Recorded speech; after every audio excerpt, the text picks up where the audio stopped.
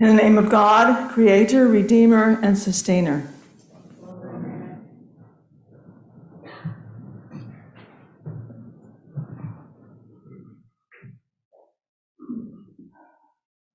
Blessed is the one who comes in the name of the Lord. Today's gospel reading is another one of those that make me inwardly groan and want to pull my hair out.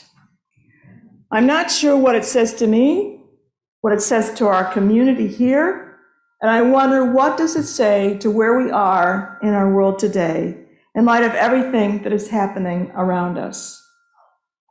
Are we still in a pandemic or not?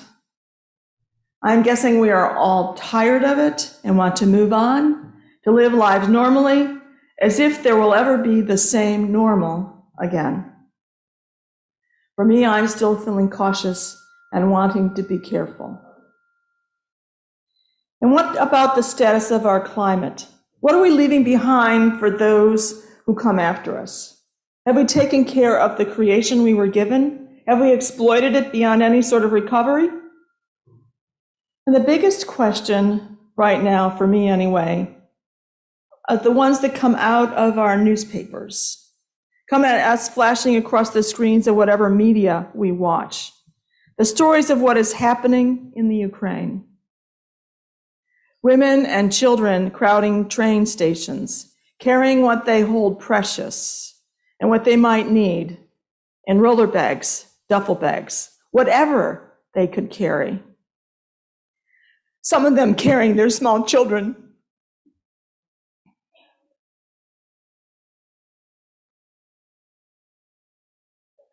Body bags buried in mass graves.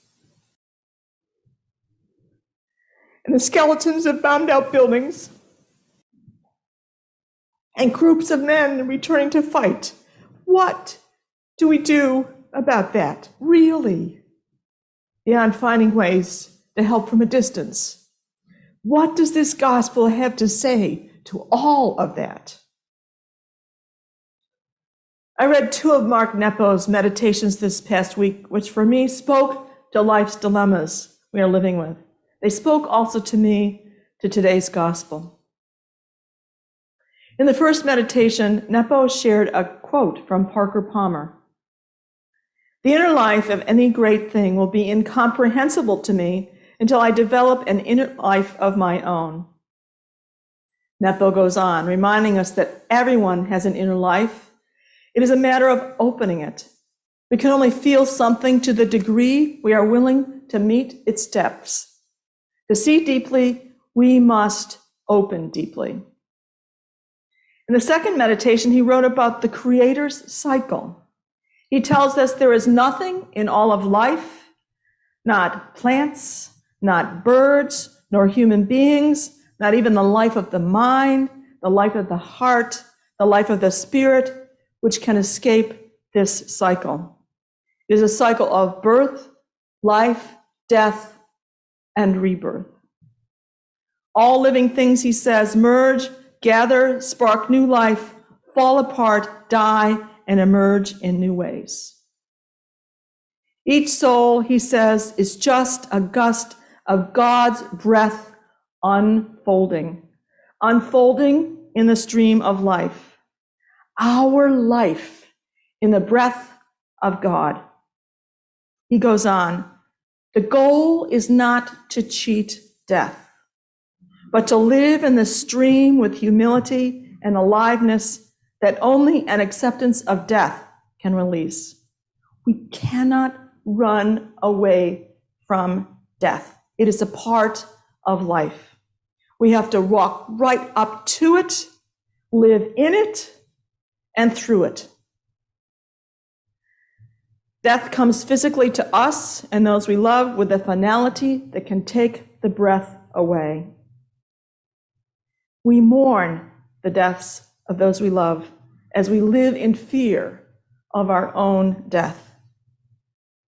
Death comes to us in other ways as well. Death of a marriage, death of a dream. Part of life is death. And part of life is also rebirth. As we move now from deep winter to a messy, rainy, cold spring, we can see new life happening all around us. We can see it burgeoning up from the ground. Today's gospel has Jesus traveling one step at a time towards his death, the end of his mission on earth, the beginning of what would come for those who follow and carry his mission forward. That was their beginning, which, by the way, includes us. If we sit in these pews or watch on Zoom or live streaming, if we come to listen to Scripture, gather here to be fed, to be healed, this is something we cannot avoid. We are a part of Jesus' missions, just as his followers were, called as they were to carry his message of love, forgiveness, and mercy.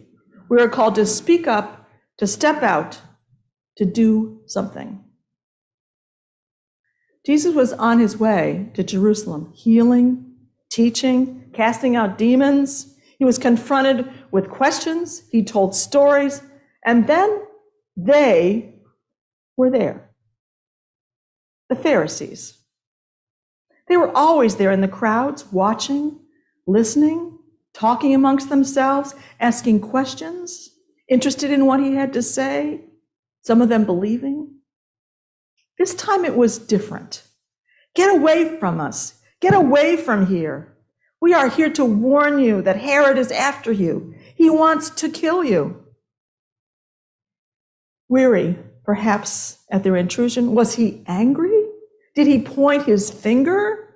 Go and tell that fox for me. Listen, I am casting out demons and healing, and I will be doing that today and the next day and the next. I will keep doing that. I am on my way to my final destination. There is nothing that can happen to me here now. Jerusalem is my destination. Jerusalem, the place where prophets are killed. He knew that they knew that much. Were there tears in his eyes at the thought? Were there tears? Certainly were there later. Did he weep inside for what had been, for what was to come? Do we weep? We travel through the season of Lent knowing what awaits us when we get to our destination, Holy Week. It is so easy to avoid what happens that last week of his life and jump right into Easter. That is not why we travel. It is not why we take time each year to stop and reflect. This is the time when we are called to live in that stream of life, called to see and to feel all we meet along the way. It is time to go deeper into ourselves, our souls, our hearts. It is a time to look at and face our fears. Certainly Jesus did that along his way to Jerusalem. After all, he was human. How often have I tried to gather your children together as a hen gathers her brood under her wings, under my wings, and you were not willing. You were not willing. Love, deep healing, protection is offered. Do we accept it?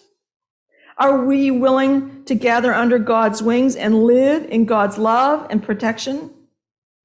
Tears. Are there inner tears of sadness and Jesus' heart and God's heart at our rejections? When will our inner hearts and eyes be open that we too might cry, "Blessed is the one who comes in the name of the Lord"? And Jesus leaves them to continue on his way. Will we travel with him? Will we be present with him?